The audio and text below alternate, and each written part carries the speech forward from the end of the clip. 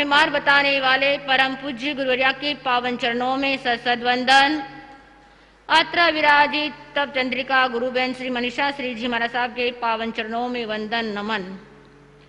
उपस्थित धर्म प्रेमियों, सुशील माता एवं बहनों, अनंत अनंत काल से उस परमात्मा की अमृतमय वाणी, अमृतमय वचन आपको लगातार जिनवाणी से सुनाई जा रही है। आज का विषय है भक्ति का रस कैसे पीना है। जो भक्ति प्रभु की, परमात्मा की भक्ति करता है वह अपने जीवन को महान बनाता है। कहते हैं कि भक्ति बिना मुक्ति नहीं है, भक्ति के बिना क्या नहीं है, रस नहीं आता है। यूं तो अनेक प्रकार के हमने रस पी लिए। मीराबाई ने किसकी भक्ति की थी? कृष्ण की क्या की थी? भक्ति की थी। उसने सारा जीवन कृष्ण के, भगवान के सानिध्य में उनका जीवन क्या हो गया? कृष्ण की क्या हो गई? वो दीवानी हो गई। हम भी प्रभु की भक्ति करना है, गुरु की भक्ति करना है। जो गुरु की भक्ति करता है वह जीवन के अंदर उनका आशीर्वाद प्राप्त हो जाता है।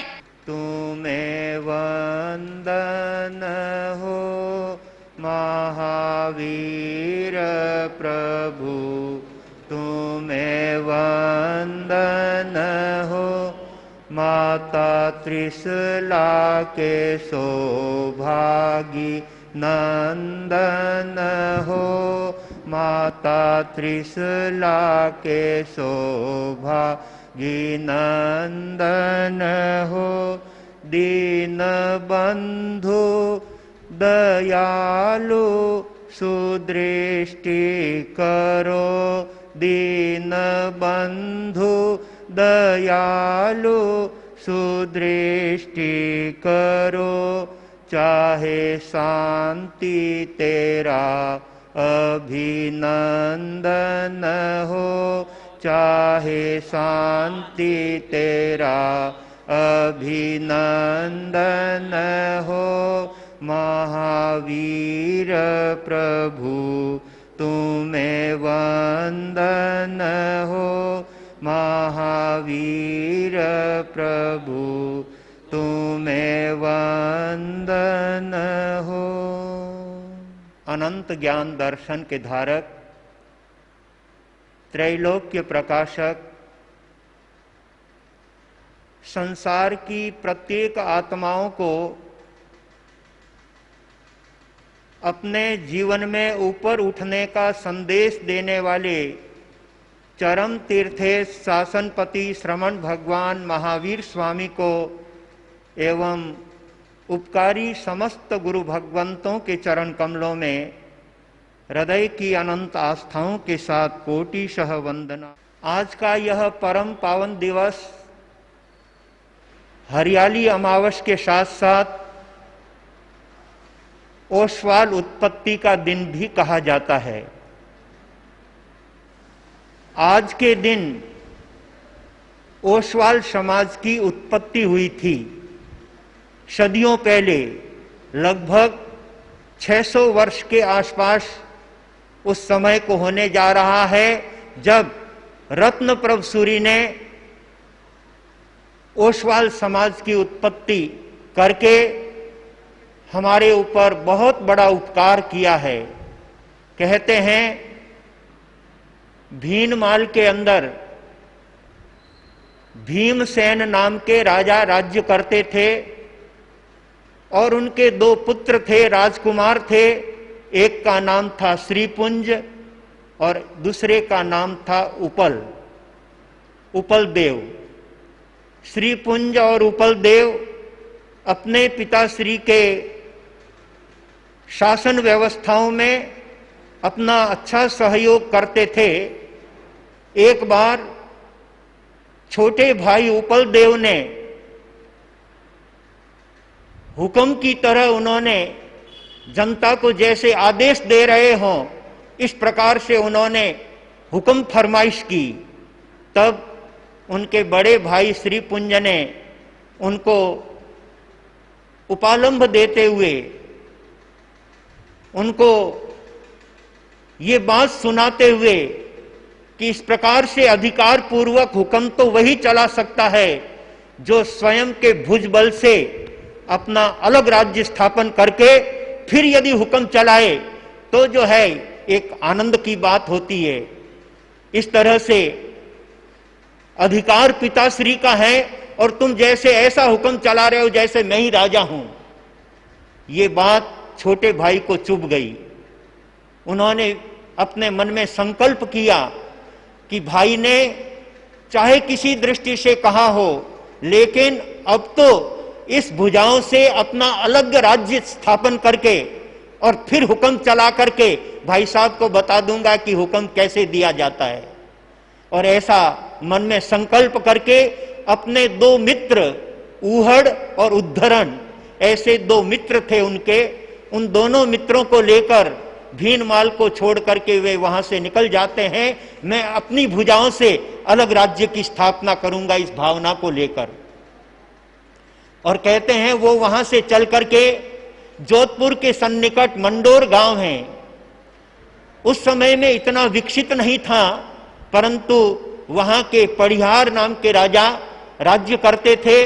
और उस समय उपल देव अपने मित्रों के साथ वहां पर उपस्थित होता है और राजा के शासन काल में अपना कुछ योगदान अपनी ओर से जो उनसे संभव हो सकता है वो राजा के समीप रह करके कार्य करने की उन्होंने भावना दर्शाई। पढ़ियार राजा ने उनकी विनम्रता को देखकर, उनकी सद्भावनाओं को देखकर उन्हें अपने पास रखा और समय समय पर उपल देव पढ़ियार राजा के एक से एक उत्तम कार्य संपादित करने में अपना अच्छा सहयोग करने लगे। और उस बात से प्रभावित होकर पढ़ियार राजा ने उनको मंडोर के लगभग 70 किलोमीटर दूर की एक बहुत बड़ी जगह वो उनको इनाम में दी। कहते हैं उपल देव वहां जाकर के और अपनी सद्भावनाओं के द्वारा और पढ़ियार राजा के द्वारा जो एक छोटा सा कस्बा दिया था उसका नाम था उपकेश। उस उपकेश का राज्य संचालन वो उपल देव करने लगे और धीरे धीरे वे अपनी सीमाओं को बढ़ाने लगे। और इस तरह से करते हुए वो क्षेत्र की काफी अच्छी जो है उन्होंने क्षेत्र को बढ़ाया और लोगों में अपनी छाप जमाई। उस समय में रत्नप्रभ सूरी 500 शिष्यों के साथ विचरण करते हुए, विहार करते हुए उपकेश नगर के अंदर पधारते हैं। वहां पर जैनों की नहीं के बराबर संख्या थी, परंतु संत अपने फक्कड़पन से, संत अपनी उत्तम सद्भावनाओं से और अपने श्रेष्ठ आचरण से लोगों के ऊपर अपनी छाप छोड़ते थे और उससे प्रभावित होकर लोग उनके भक्त बनकर के उनकी सेवा और भक्ति किया करते थे। रत्नप्रभ सूरी अपने 500 शिष्यों के साथ ओशिया के समीप में लुनाद्री नाम की एक पहाड़ी है जिसके अंदर अनेक गुफाएं बनी हुई है। उन गुफाओं में आकर के वे वहां निवास करते हैं। तपस्वी संत थे, तप में उनका प्रबल पुरुषार्थ था और इसलिए उनके तपस्या की सौरभ पूरे नगर के अंदर व्याप्त हो जाती है। सारे नगरवासी उनके तप से बड़े प्रभावित होते हैं। पारने का दिन होता है तब शहर में जाकर के पारना ले आते हैं, बाकी अपने पहाड़ी पर गुफाओं में रह करके वो अपनी साधना करते हैं, अपने तप जप की आराधना करते हैं। सचमुच में तप जीवन को बहुत महान बनाने वाला है। भाग्यशालियों, जितना अपने से शक्य हो सके इस चातुर्मास के उत्तम अवसर पर भाग्यशालियों को तप आराधना करके जीवन को परम पावन बनाना चाहिए।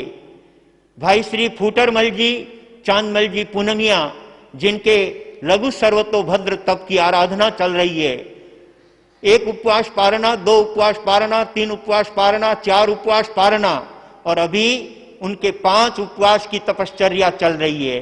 इधर हमारे धनपत जी कटारिया, उनके आज बेले की तपश्चर्या है।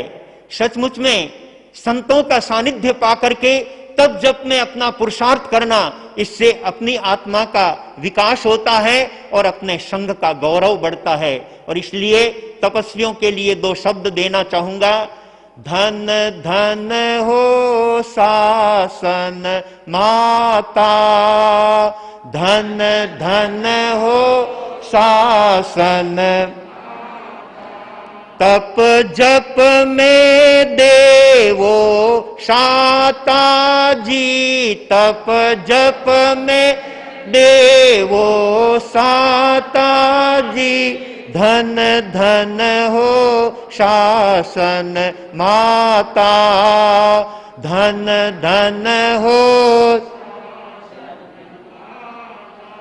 तू कल्प वृक्ष कल्याणी, तू कल्प वृक्ष कल्याणी, चिंतामणि रतन समानी जी, चिंतामणि रतन समानी जी, धन धन हो शासन माता, धन धन हो शासन,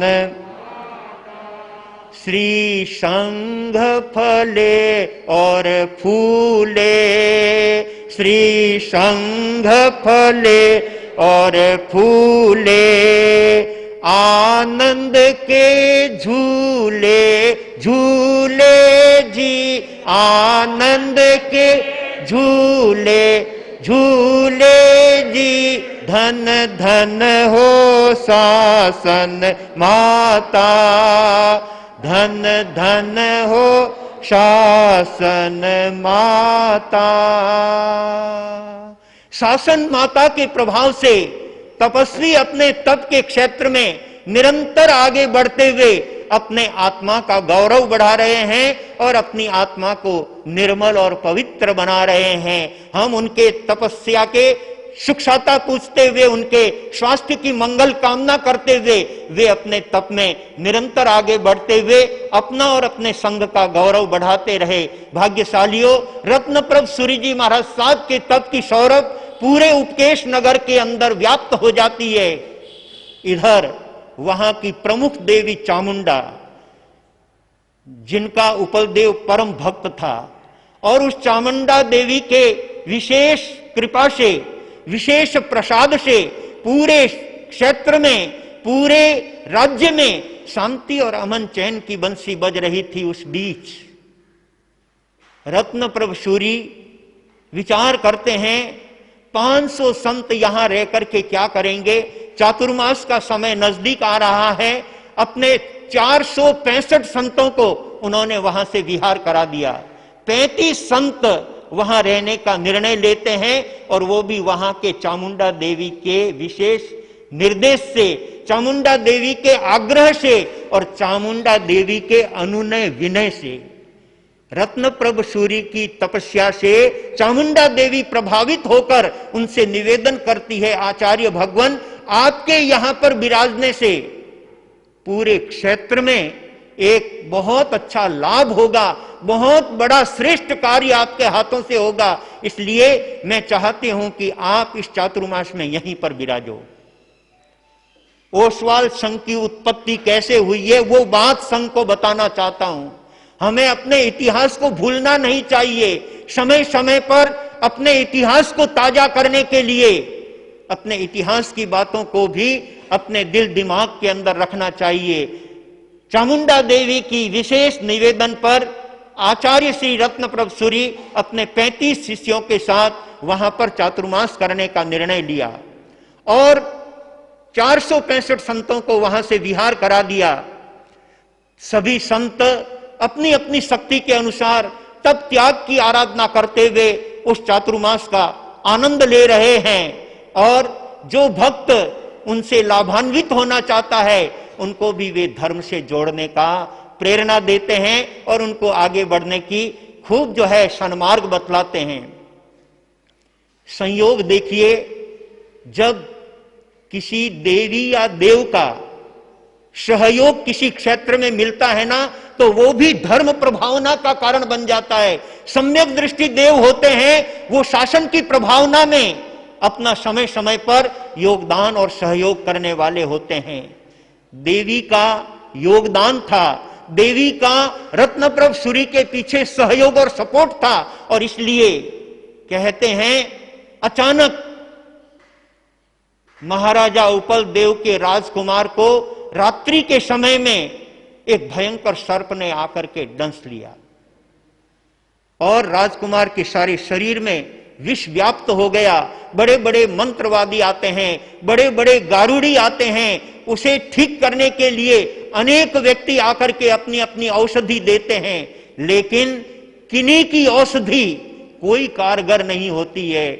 सारे गारुड़ी फैल हो जाते हैं, सारे मंत्रवादी फैल हो जाते हैं, क्योंकि वह देवकृत वेदना थी।